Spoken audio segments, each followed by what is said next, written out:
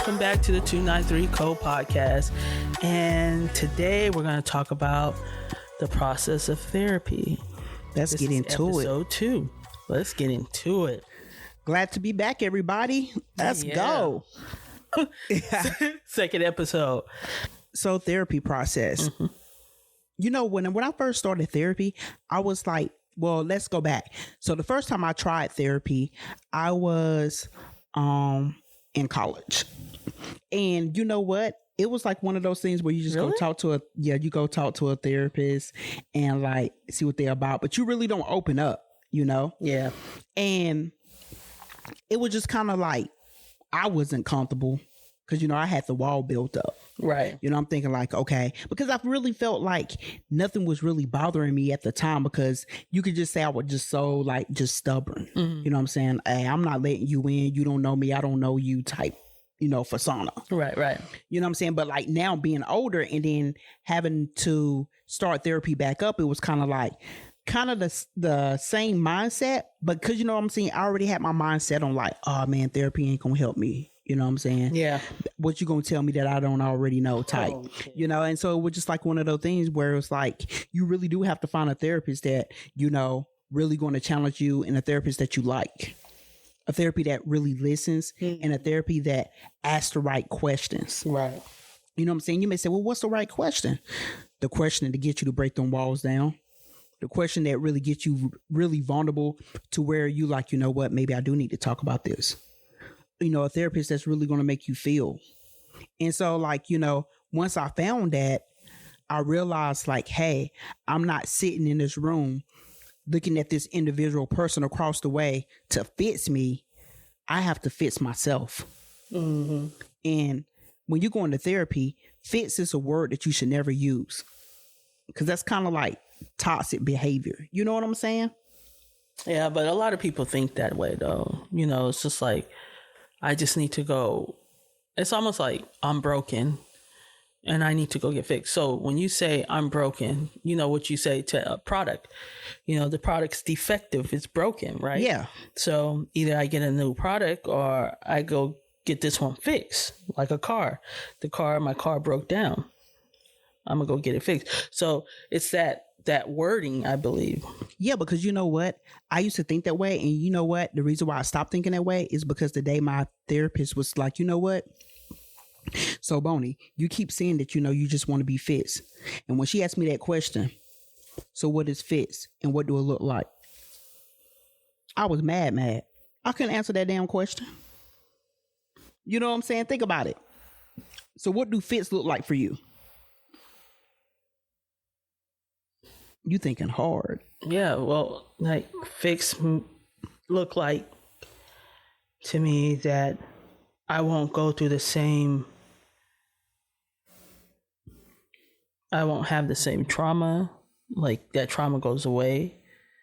If you're suffering with depression, I won't be sad, or I will be energetic all the time because I'm fixed. Yeah. But then again, it doesn't make sense. Exactly. And you know what? The one thing I used to use a lot was, I just want to be happy. Yeah. And she's like, well, what that look like? Well, everybody else around me look happy. I want what they got. So it was almost like acting like a little kid. Just because everybody else had candy, I wanted candy too. You know what I'm saying? Mm-hmm. Because they look happy. They over here with Skittles and M&Ms, and it's just like, I want some Skittles and M&Ms, but you know, the dentist telling you like you can't have those because you know what? You're prone to cavities. But you know what? Yeah. You still want that candy. You don't care if you got to get your teeth pulled. Yeah. And so when you're around people not knowing their trauma, and you sitting like, well, here I am, I got to go to therapy, but they're not going to therapy and they look happy and they say that they have issues too. And you wondering, well, I can get through it, how they get through it. But then, you know what? Once you start really working on yourself, you realize like there's a word called denial that we all have been through, but sometimes we don't want to recognize that we've been through it.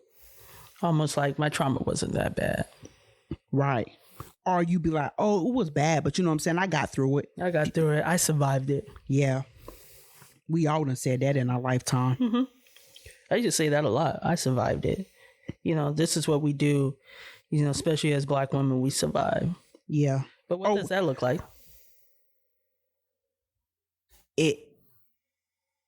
It's a pause. You stuck. You hella stuck. You're constipated. That's the problem. We walk around all tight. You know what I'm saying? Yeah. And the other thing, the other common word is, I'm good. What do that even mean? Like, you think about it. Once again, you're stuck. What do good look like? Well, my good is like, oh, I'm good. I don't want you to ask no more fucking questions. That's my good. Yeah, I can see that. Yeah. I guess that what it would, it would equal out to. Because my good was just kind of like, I don't want to talk about it. If I say I'm good, I'm good. Then you want the subject to change. But then it's like, yeah, therapy has got such a bad rap, especially like back in the day, because people were scared to do it. It was that the judgment that came with it. You got judged if you went to therapy because people would use the word like, "Oh, you must really be crazy." Therapy used people like, "I ain't talking to no shrink." Yeah, that was back. What you think? I'm crazy? Yep. Or people would just be like, they would use religion as they go to. And it's just kind of like the religion thing for me, especially as a kid, and I went to church and everything, was that, as a kid, it was kind of confusing at times because, people would tell you to pray about it, even though you knew there was other things that was going on in your mind that you really couldn't explain. But the thing of it is just that, as a kid, I always just used to wonder and I just wanted to say to an adult, you tell me to pray about it, but hey, I don't hear God talking back. Right. Because, as a kid, you want a response. Right. We want guidance, right. As a child and as an adult too. We also want guidance, but you're right. Never get a response. We be waiting. You know how the elders say, baby, just pray about it. Pray about it. Get on your hands and knees because, at night you prayed about it before you ate. You prayed about it before you went to sleep. Hell, you even had to pray in the morning. You thanking God for waking you up. And, when you growing up or whatever, like you did what you was told and you never questioned it. But, there was times where we had questions within ourselves, but you had nobody to go to. Yeah. Because, like I said, you got pushed, it got swept under the rug, and you go to church on Sundays. Yeah. And then, on Sundays, that's when everybody act like they was Christians. And then back on Monday morning, they back cussing out, saying about what they don't like about that job, that other person. We doing all the things that we shouldn't be doing in the 10 Commandments. Yeah. You know what I'm saying? So, as a kid, you just be sitting back and you watching and you just like, but that's like, I'm hella confused. I feel like that's kind of a toxic behavior because we pray about it, right? We do all these horrible things, and not all of us, but some of us do horrible things. And then we pray about it, right? But then you turn around and you do horrible things again. Yeah, because, the first one that always got me was, in the 10 Commandments, like, thou shalt not judge. But right. We as humans, we judge people every day, not even intentionally. You know what I'm saying? But you do those things, and it's like, but I'm learning this on Sundays, but then Monday through Saturday, we actually sinning. But then on Sunday, for 2 to 3 hours, you give the Lord your attention. And which was okay. I'm not knocking her or anything like that. But I'm just saying, like, how contradictory it is when it comes to you as an individual, when you know that you may need a little bit more advancement because you need answers on what's going on with yourself. I feel like you can still, follow whatever religion you want to follow, right? But I also feel like it would help the situation by going to therapy, though. Yeah. But I mean, like we said before, back then therapy was, you got knocked on it if you went or if you talked to anybody because it was almost like an outcast. Yeah. In the Baptist church, like you said, Black people be like, just pray about it. But they never handle their own shit. Yeah.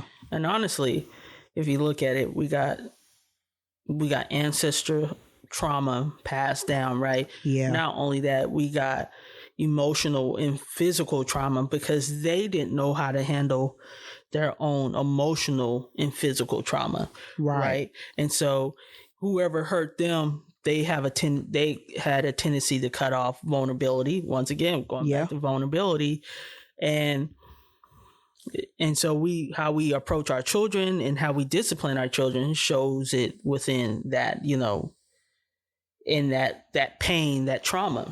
Yeah, and not all of you guys. But you know what the thing of it is, the one thing that really bothers me sometimes about people, and I've heard this a lot, and I don't say anything because, like I said, everybody's entitled to their own opinion on how they deal with themselves. You know what I'm saying? Yeah.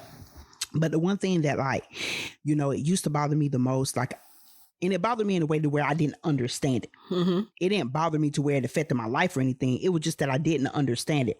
When people say, well, I know what's wrong with me, but I don't have to go to therapy because I know what's wrong with me. But you're not fixing yourself, and then they try to do a self-heal. I noticed that a lot. Like, you met me this way. Oh, yeah, see. And then it's just like, you knew I was broken. And then I'm like, what are you doing about it? And then you're like, I'm self-healing. Like, I got this under control. Physically, you may look like you got it under control. Emotionally, you're a hot fucking mess. Well, they think they have it under control because they know how to turn it off and on. Yeah.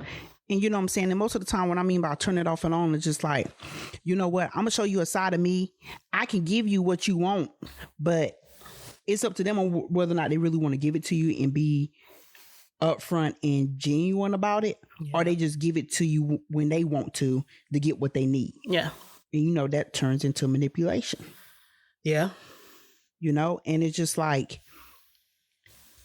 the thing that you learn the hardest way, especially like when you go to therapy, is that you learn so much about yourself, and then you realize that you don't need a lot of people in your life. You know what I'm saying? You just need a small set of people that you're really close to, that you can confide in, that you can talk to about anything with no judgment, and they see who you are as a person. They don't define you for what you may be going through. And that's one thing, what I'm saying, like, I really take in with people is that, like, I try to see people for who they are. Because like I said before, nobody's perfect.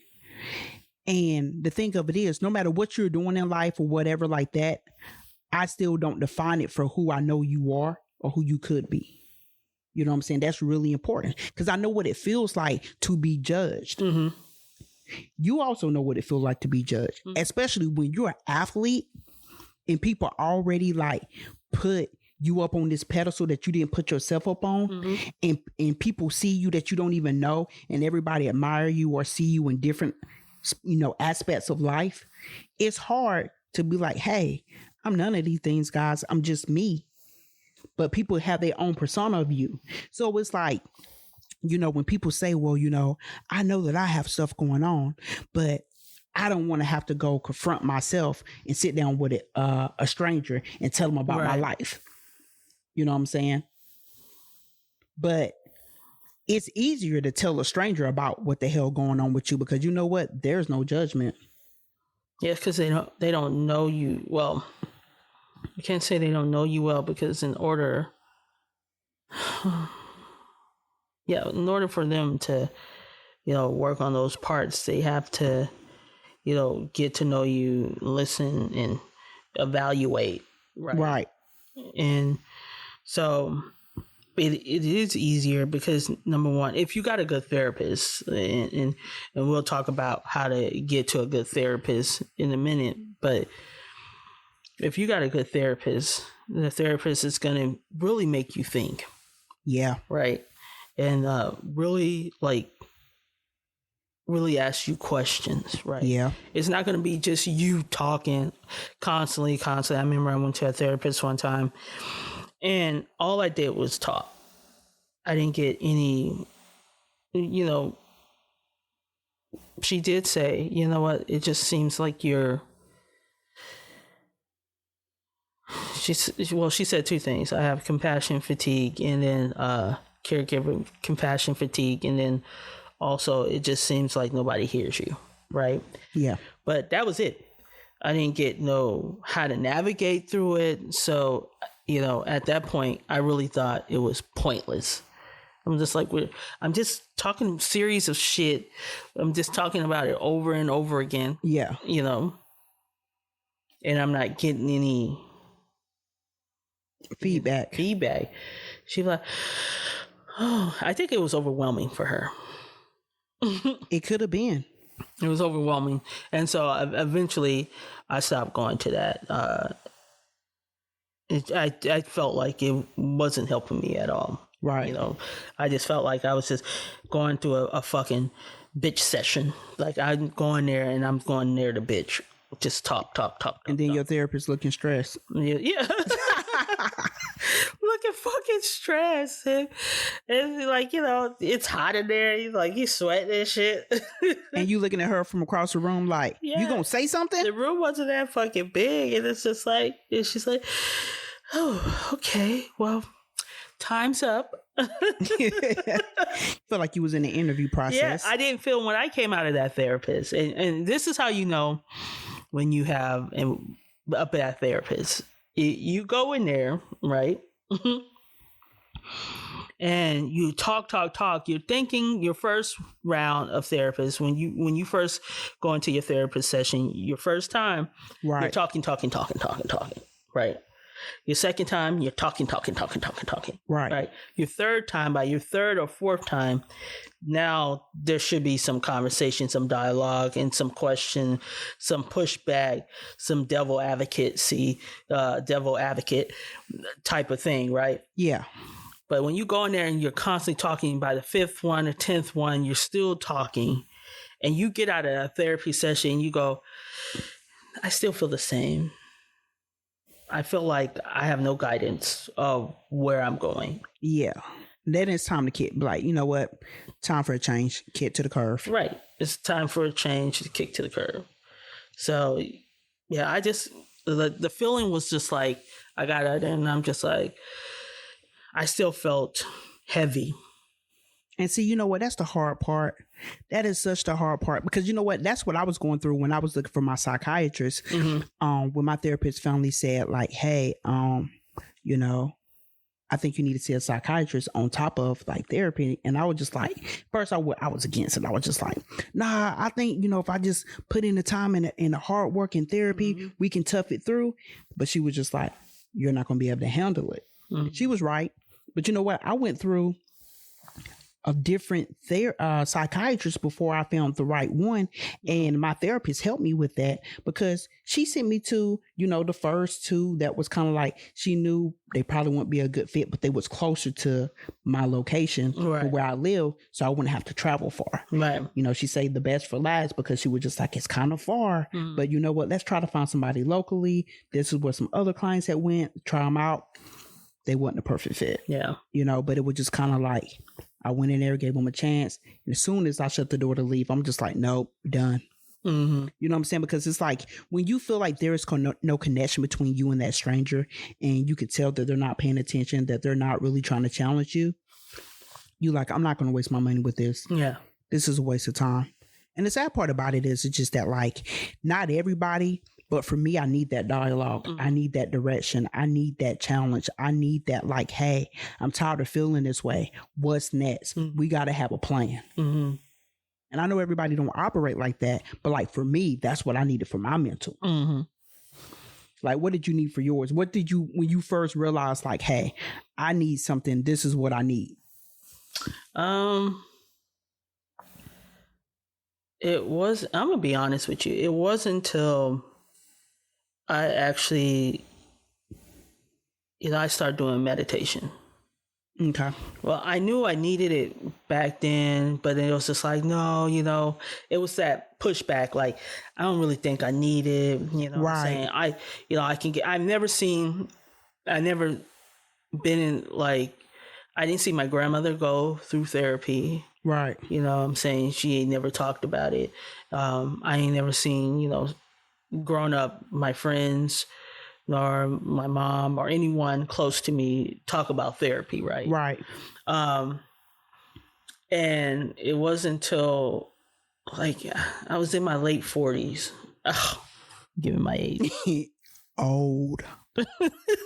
I look good though. I look like I'm in my 20s. You eat that baked chicken. But it wasn't until I started going to meditation. Okay. And it wasn't the first time nor the second time. It took a couple of months. Right. But then when I started getting into this really deep meditation, I started like, oh shit, there is something wrong with me. There's something like I want to cry right now in front of everybody at meditation. Right. Right. There was a grief that I wasn't letting go.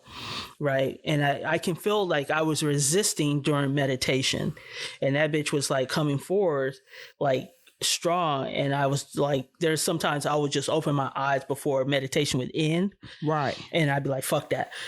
But it wasn't until in meditation we start having conversations.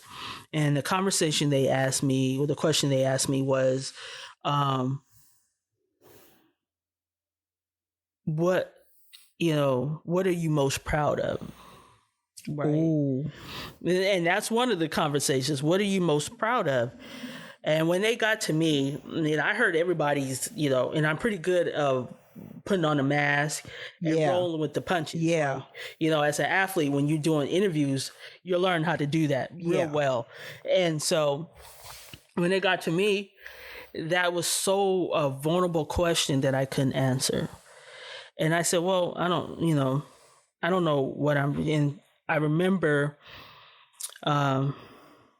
the head lady was like, no, you think you like your kids, you could, right. You like how you raise your kids, you should. And I said, well, I don't think they care. I don't think the people in my house really care at that point. And she was like, no, they care. I mean, like, Charity, you do a lot. And then like I had to sit back, and I couldn't, like, it took a while because everybody was waiting for me to answer this fucking question. So you just like holding up the line. I'm holding up the line. We have 2 more people that got to answer. And I knew that. And I was just like, oh, I don't know. But they kept pressuring me. Right. Right. And so, in that moment, I felt really sad, Bonnie. Like it was to the point where I was like, it was uncomfortable, honestly, but I probably needed that. Mm-hmm. And I felt really sad. That night, I went home and I cried like a baby. Like I took a shower and I cried in the fucking shower. I mean, I wasn't crying like... You was like, boo-hoo. I was like, snot. Like I was literally crying snot, like everything. Like my grandma didn't whoop my ass a couple times, right? And like that set with me. And then it wasn't until we started doing 293 and you start talking about mental health. And I know like my brother struggle. And I know that, just by that question, it was a struggle for me. Right. And that's when I said, you know what? Like I can't put out product and be like, yeah, mental health when I'm not working on myself. So that's when I said, you know what? I needed therapy. And that's when we found the therapist. But remember when I went to the first one? Yeah, she was garbage. Remember, I told you not to go to the first one. You know what? She wasn't garbage. She was young. She was just getting out of school. But she couldn't handle it. She was too overwhelmed. And it wasn't until my therapist now, where I was just like, and it was supposed to be a family therapist, right? Yep. It was supposed to be a family therapist. And so we can all bring the family together. And then I realized this is not for the family. This is for me. And that's when I made that choice. Because you had to go from not being that caretaker and put yourself first. Yeah. You know what I'm saying? And that's hard. It's hard to do. Because, like for me, when I got to my therapist that, that's my ride or die right there. Mm-hmm. And in the beginning, it was kind of like, Marissa found her for me. You know what I'm saying? And it was just like when I started going to go see my therapist and I was like, okay, it was just like going to an appointment. Yeah. And she knew that, it was like the next week, it came to the point where she said, you walk in here, she said, you like an iceberg.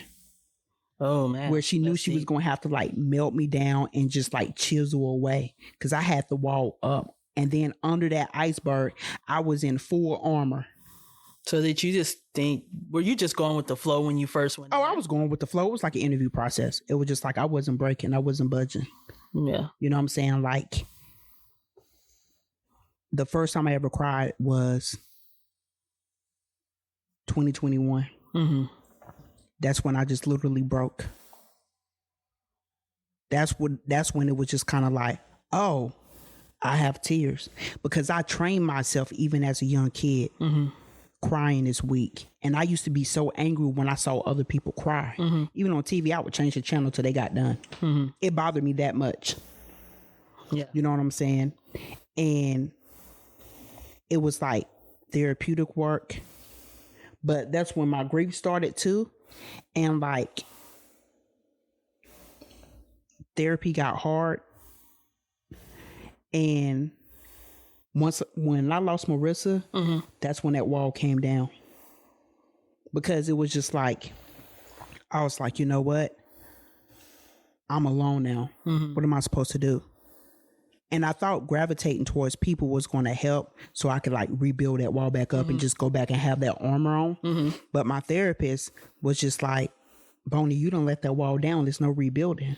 And I'm sitting here thinking like, man, whatever, you know what I'm saying? Like the disassociation went even harder, full throttle. Dang. But then it was just like, just this year alone, mm-hmm.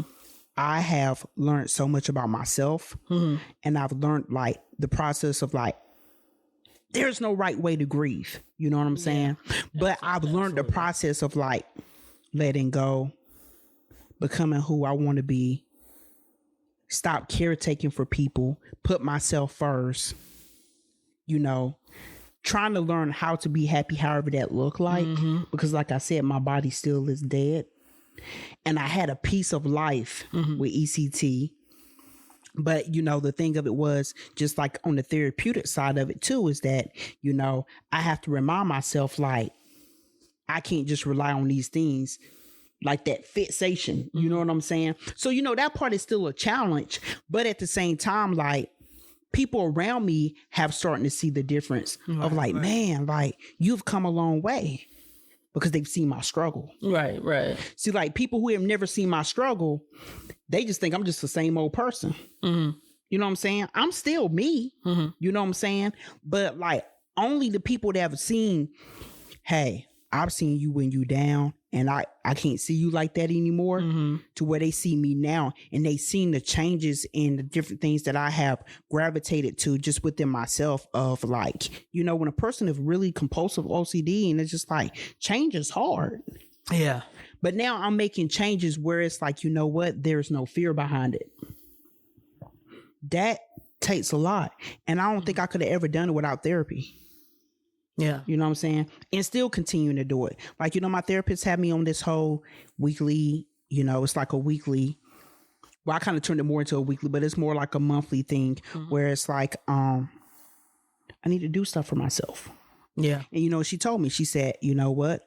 Once a week, you know, do something for yourself and you can't complain about it and there's no worry behind it. Because I used to have this fixation when I did something. It was like thinking about everybody else. Oh, maybe I shouldn't have spent money on this. Or maybe I shouldn't have done that. You know what I'm saying? Or something bad is about to happen. Now I just need to go do something for me. Yeah. And that's it. Yeah. You know? It's just like date yourself. And that's what I've been doing. And it's kind of like, it's fun doing stuff for me because it's like I never liked it when other people did things for me. Yeah. Because I would never ask people to do stuff for me. You know what I'm saying? So I never liked that anyway. Or, you know, if I said, hey, Charity, you know, can you go get me like a combo from Burger King or something? Mm-hmm. I'm going to make sure you got the money. You be like, oh, no, I'll pay for it. No. You know what I'm saying? So you always had that kind of mindset. But it's just like, you know, my project that I've been doing, you know, I'm remodeling my apartment. Mm-hmm. And I'm having a blast doing it because then it bring out my creativity. Yeah. You know, and just to let you know, her apartment looked like Macy's. Shut your face. You know what I'm saying? But I'm having fun because it's just like, man, I just bought a new rug. I put up new picture frames. I put up new pictures. You know what I'm saying? Yesterday I redid my gaming desk and now I got it like, you know, the do-it-yourself, like whatever you call the little laminated cover thing. And then I bought like a little area for my little gaming station. You know what I'm saying? So I've changed everything around. So now I'm just like, you know what? Next, I'm going to rearrange my bedroom because like in my mindset, I needed that, but I needed to bring life to my apartment because my apartment has also been my coffin. Oh, shit. Okay.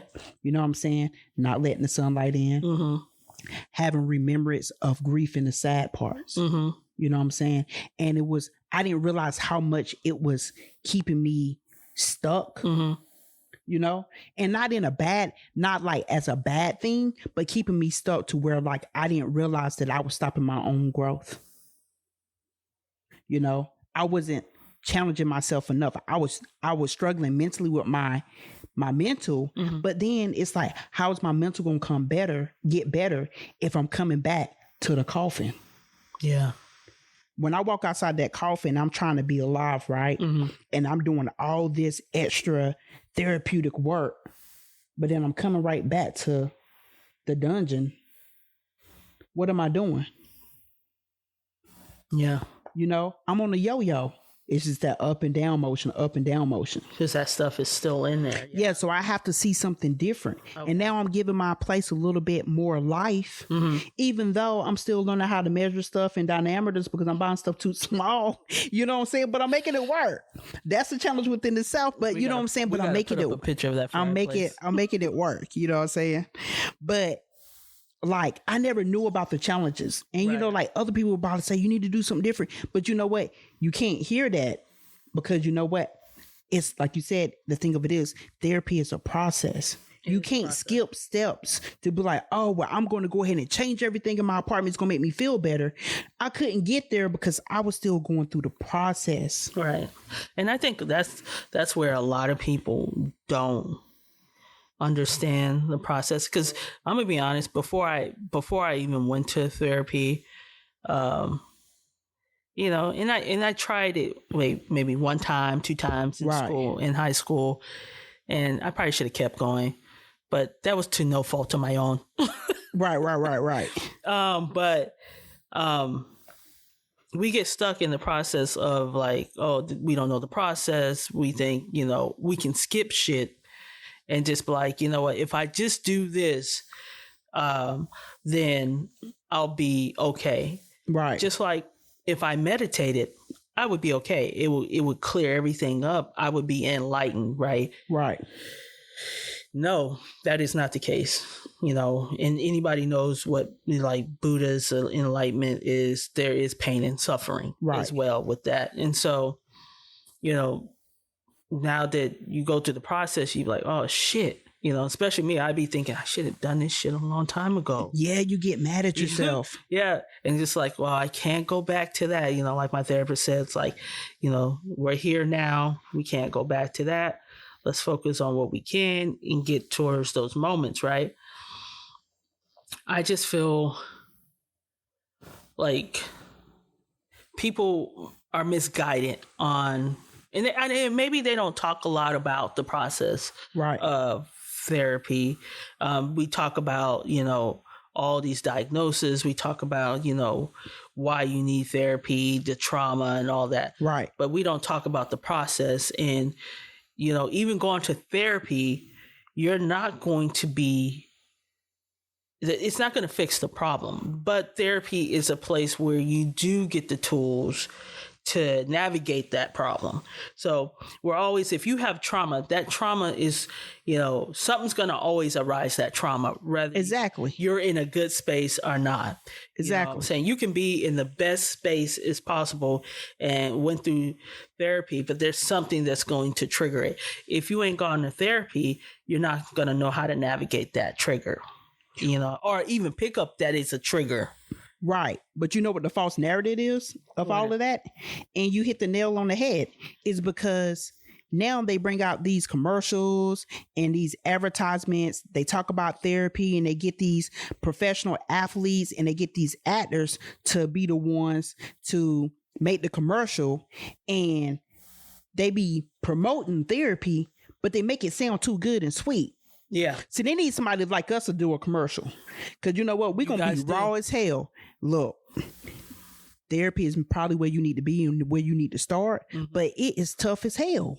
You ain't gonna like it at times. Sometimes therapy challenges you where you wake up, you be like, I don't even want to go today.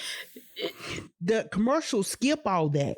They get straight to the good part to get people in there. And then, like, you think about with the kids and with people, when you see your favorite actor out there or you see your favorite athlete and they're making this commercial about mental health and they're making it sound so enticing because you look up to these individuals, right? It's all about advertisement, but it's just like, it shouldn't be like that. Right. Because you got some people behind closed doors that are struggling so bad that want to go to therapy, but you know what? They may need help and guidance to get there to start it. You know what I'm saying?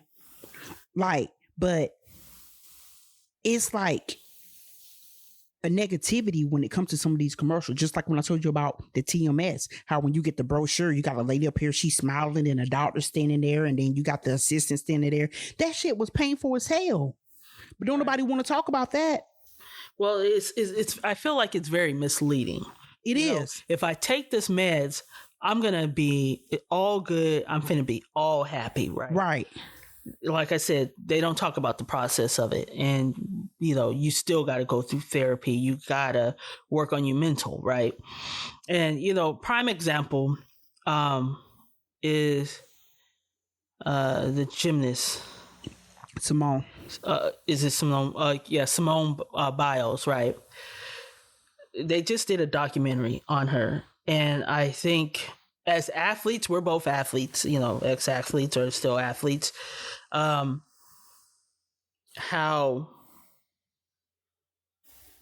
that was a great depiction of what athletes go through.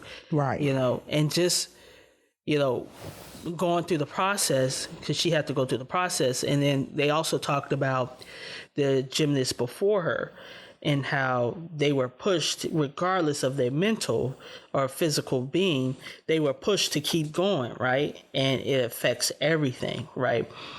For her to pull out of the Tokyo Olympics, I felt, you know, that was a sign for me, like, damn, you know, I wish I could have did that back then. Right. You know, and the fact is that she understands the process. She understands her mental, and to pull out because she wants to take care of her mental. That says, you know, highly a lot. It says a lot. You know, and they talk about the process and stuff like that. And, you know, I felt like that was a good documentary. You guys need to go watch it. Some of you won't understand it because you don't understand it from an athlete standpoint. But if you're an athlete, go watch it. I think, too, that, you know, therapy helped me in a way to where it gave me a voice. Yeah.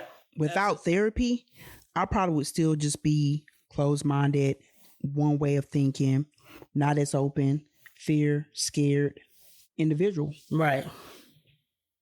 No, absolutely. I think I had like anger issues when I'm younger, growing up.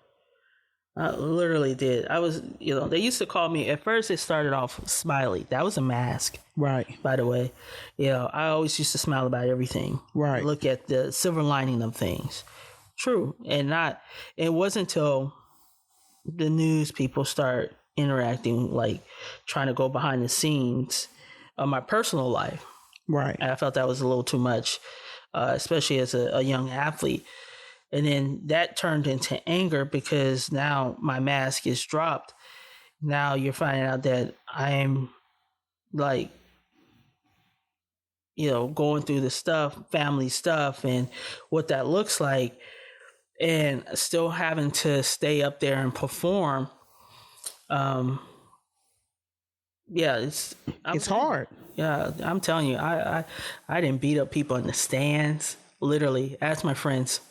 Like, it got to the point where parents were talking mad shit, right? And kids were talking mad shit in the stands. Threw something and kept going. And so I went out into the stands and literally was fighting. But you know what the thing of it is? Do you ever think about it like that was like the inner child coming out? Because that's the inner child. Sometimes we forget that the inner child is still in us wanting answers. Oh, absolutely. I felt like it was the hurt child in me, Yeah. you know. And I say this, and I know I said it in season 1 about athletes using sports as therapy. Yeah. You know, physically it works. It's great. Emotionally, it catches up with you. Like Yeah, you it can does. only press that shit down for so long till it starts spilling out into the court, the field, or whatever sport you're playing. Soccer, I remember it did spill out in soccer. I remember it spilled out in basketball for sure, and track.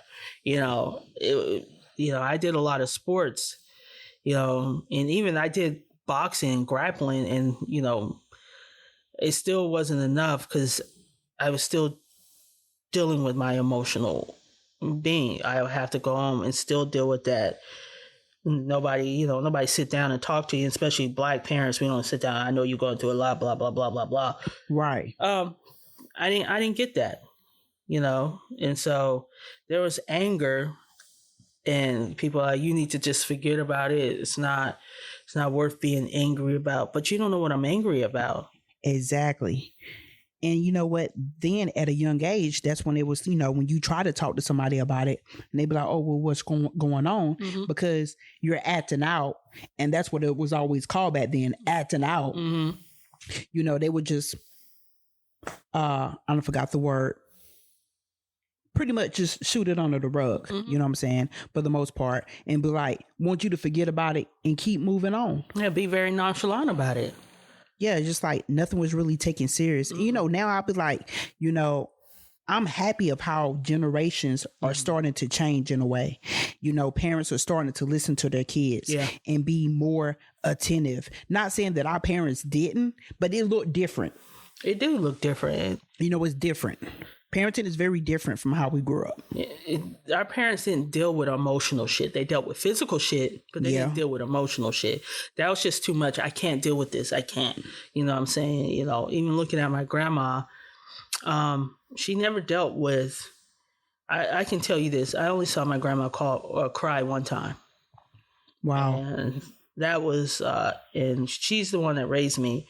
And that was when my grandfather passed away. We heard that my grandfather passed away, and that was the only time. Other than that, she was like on her own since the age of 12. Oh wow. Yeah, she ended up leaving home at the age of 12, and she just really she didn't really show any emotion on it, and so that's learned behavior. Yep. And I like what you crying for? Fix your face. Fix your face. Fix your face. And I remember one time, this is how I know that therapy does work.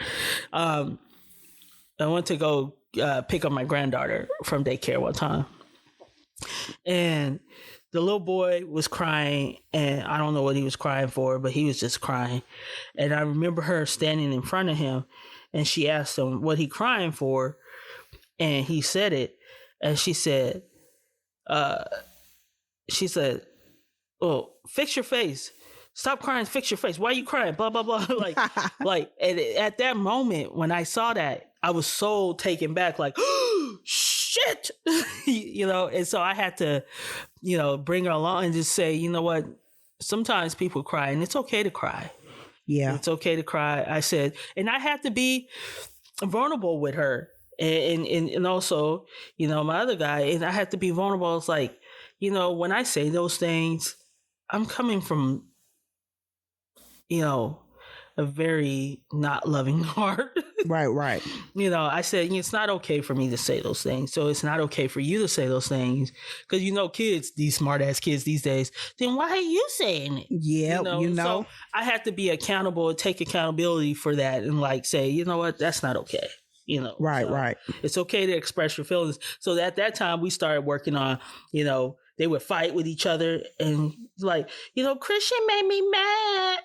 And it's like, well, why are you telling me? Tell him how you feel. Right. Let's take some time out. Express how you feel and tell him why he made you mad, why that hurts your feelings. Yeah. So, it's a different approach, but I was like, ooh, devastated when that happened. I was like, oh my God, that's what I sound like. That was like what was challenging for me 2 years ago is actually it was a year ago. I can't keep up with what year it was. It was like 2 years ago, I think. It was in 2023 when I was coaching the little kids. Oh yeah. Okay. And when I tell you that was challenging, because like you said, like I was doing second and third grade. You were. And like I love the kids. Mm-hmm. You know what I'm saying? But these kids was a different set of breed. Now, this ain't your typical kids that where you coming from, like the private clubs and like they up to par and they athletic or whatever. I'm getting the kids from the backyard. And so basically it was one of those things where it was like you never knew what you was getting the day of, because I didn't know their moods, what had happened at school, who was just going to just get on my nerves, as far as like they just going to test me today. Mm-hmm. And getting these little second and third graders to pay attention, it was like, it was challenging, but at the same time it wasn't, because it's just like, I can just go hardcore on these kids, get them tired, because everybody's screaming, some of them crying for no reason. Yeah. Other ones like, just picking at each other because they just felt like, oh, I want to be cool right now. Yeah, I remember. So the only method that I had was, this I'm get everybody to calm down, run to the fence and back. Now, the rules of the organization was, we don't want kids running, or we don't want a child to run to get singled out if they're misbehaving. They had this whole like, to get the kids to calm down, you're supposed to say 1, 2, 3, all eyes on me. Ain't nobody got time for that. Right. Ain't nobody got time for the 1, 2, 3 hours. No, because at that age, kids know from right to wrong. It's a testing mechanism. Mm-hmm. So how I tested them back was, I'm going to get you guys tired.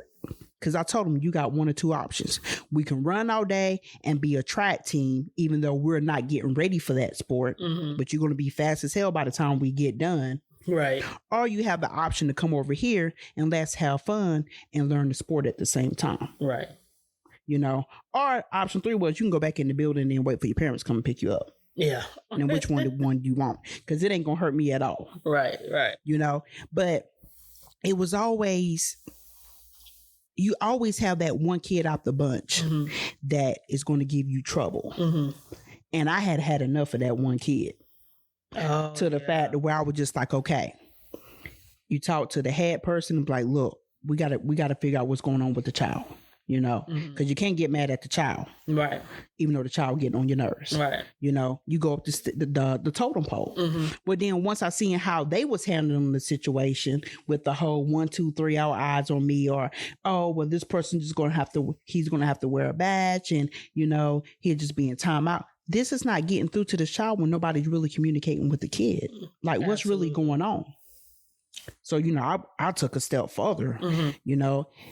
This same kid wanted to come over from flag and go to baseball. Mm-hmm. So I'm going to have to deal with this child again, because the child never showed up to the games. Okay. But it was just like, the child would be at the practices because they're at the center waiting to get picked up. So it was just like, well, if the parent's signing the child up for activities, but the child not coming to the game, like, what is the child learning? Yeah, absolutely. Because, from team sports, you learn how to get along with other people, but the child was being the bully. Yeah. And so I had enough at that point. Mm-hmm. I'm like, you know what? Y'all got protocols, but I ain't really part of this organization like this. I went to talk to the parent. Right. So the day that the parent came and picked up the child, I went straight to the car, because I had to see what was going on for myself. Yeah. How can I help reevaluate this child to, not be this bully? Mm-hmm. What's really going on? How can you feel a part of something? Because you can't make somebody feel a part of something if they keep pulling away because they want to stay over here and be the negative charge. Yeah. Yeah. So it's like you either either I was going to be able to help this kid be able to participate, and you ain't got to get along with everybody, but be a part of something, or you going to have to go back inside. Yeah. You know? And once I seen the environment that the kid was in and the atmosphere, it was just like, you know, okay, I get this, but the kid still can be helped, but it's up to the child. Absolutely. Yeah. You know what I'm saying? I used to have kids in baseball that would take themselves out the equation because they mad and they crying because they missed the ball or whatever like that. So, you know, I'm looking at it like, well, since you took all this energy to walk over to this fence and sit down and take yourself out to play, we're not going to worry about you right now because you know what? I have to attend to the other 10. Now, when you done over here pouting and in your feelings and you want to talk about it, I'm available. Right. But until then, you can stay right there and pout and get it out or do whatever you need to do because you put your own self in timeout. Then you can come back and join the party. Right. But like, I had to see like at this young age. And, you know, I also talked to another coworker who was like, hey, I'm like, man, tell me a little bit about these kids, like backgrounds or whatever. Cause like, I got thrown in here full throttle and it's just kind of like, hold up, what am I dealing with? Yeah. You know what I'm saying? Right. And then once I kind of seen what I was dealing with, I was like, okay, now I know how to approach it. Right. But then I also felt like the organization, how they dealt with stuff. I'm like, yeah, this is why they have these kids acting like this because they knew what they could get away with. Kids know manipulation at an early age. They just don't really know what the word means. Right. You know what I'm saying? So it was just kind of like a tug of war because it's like you can do the manipulation in this building, but when you come out here to me, you can't get away with anything. Yeah, they were. Because you went from manipulation to like, oh, snap, you raw, you blunt. Because stuff that I wasn't supposed to probably be saying to kids, I was saying. Because it's just like, you know what I'm saying? I'm just like, my philosophy is if you can walk and talk, then we on the same level. Yeah. No. Because eventually you're going to hear it. You know what I'm saying? And that's how I was. But you know what? Right. I was teaching these kids about real life. I wasn't sugarcoating nothing. Right. I'm not going to be like here, like, oh, little Timmy, you know, get up. You know, it's going to be okay. You done fail. And you got a little scratch on your knee. No, get up. I feel it's like mind over matter. Really needed a lot of structure, and they end up getting a structure because their parents was like some of the parents. And you know what? That's the thing. The kids actually loved it. Yeah, they did. Because you seen on game day, you came to a couple of the games, and you know it's sad that as a coach that I'm sitting up here having to, you know, get your kids on the straight and narrow. And then when parents coming to me saying, thank you, I didn't do anything. Right. You know what I'm saying? Right. I'm just not going to let this little child walk all over me. Right. You know, because I put up a boundary, you know, and that's all what it is. Yeah, they need boundaries. They need structure. And I think that with that group that you had, like, they were really happy at the end. Like they were like excited. They were excited to come to practice because there was structure. And I was hardcore on those kids, you know, and that was the thing. I mean, like for the baseball team, you know, they was older. They was 4th and 5th graders, but I was hard on them. I treated them like adults, you know, but at the same time, you know, it was just like, you know, for little kids, I gave them hope. I made them be your favorite word, ambitious. You know what I'm saying? Yeah. Because I mean, like, our schedule was hard. We you know, we had the worst schedule, the hardest schedule during the baseball season because everybody that we played was pretty much elite. Remember, we played the 2 travel teams or whatever. My kids was not ready for that. Nah, they wasn't. I mean, and they knew it, but we had the toughest schedule, and we could have been playing teams that was more on our level, and we never got to play any of those teams. But it was like at the same time, it made my job harder because I'm still having to motivate my kids because when they striking out at the plate, you know, they was happy just to even get a hit. You know what I'm saying? But the thing of it is like they really started liking it. Because you got to remember, I didn't have baseball players on my team. They was all soccer players except for like one kid who ever played baseball in his life. The rest of them, that was their first year ever playing baseball. And I'm like, So I got to coach kids who never played basketball before, don't know the rules, don't know anything. You know what I'm saying? And they was older, and I thought my job was going to be easier because, I was like, I can't be doing second and third grade. Nah, they would be fighting sometimes.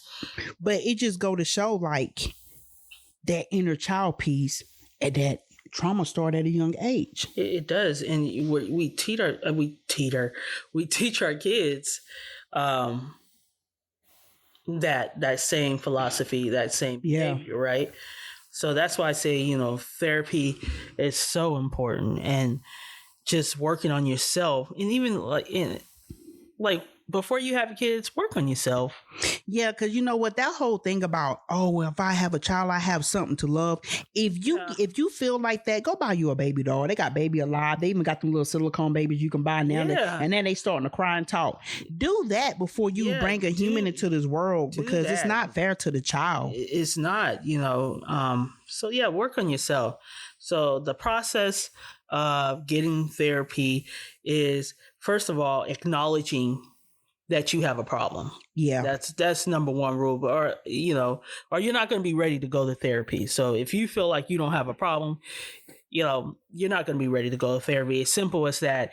Even if you're in a relationship and that person says we need to go to therapy, when you go to couples therapy, it's still not going to work. And I'm just going to be honest with you, because you're not working on yourself. Yeah, you have to do individual therapy first. Yeah. And you have to really know, like, you really have to take in and really look at yourself to know, like, hey, this is who I am. This is what I really want to change about myself, and actually work at it. And it's not no fast process. It may take you a year or two. Hell, it may take you 3 years. Yeah. But you can't put a time limit on your work. And don't let nobody ever tell you, well, man, it's taking so long. Oh, man, you still in therapy. Because therapy is like a lifetime thing. If you really want to work on yourself and really get the tools that you need and be okay with it, you know what I'm saying? You have to put in the work. And there's no time limit on that. Yeah, definitely put in the work. Secondly, if you are ready, it's finding the right therapist. And what that looks like is, you may have to go through a couple therapists, and there's nothing wrong with that. That's healthy, because you got to find the best match and the best one that's fit for you. Right. And then thirdly is actually being transparent. I feel like a lot of us, when some of us go to therapy, we're not transparent about our issues nor our trauma. We're not. So in order for this to work, you really have to be transparent and be honest with yourself. And next is working on yourself and actually doing the work, putting in the time and effort. Like Bonnie said, it may take more than a year or two and it's a process. That means it takes time. And don't look at it as, I'm going to be fixed. It's not going to fix you. It's just going to give you the tools to navigate that trauma, that stress, anything that arises in that moment, and how to deal with it. So that's what therapy is, really, at the end of the day.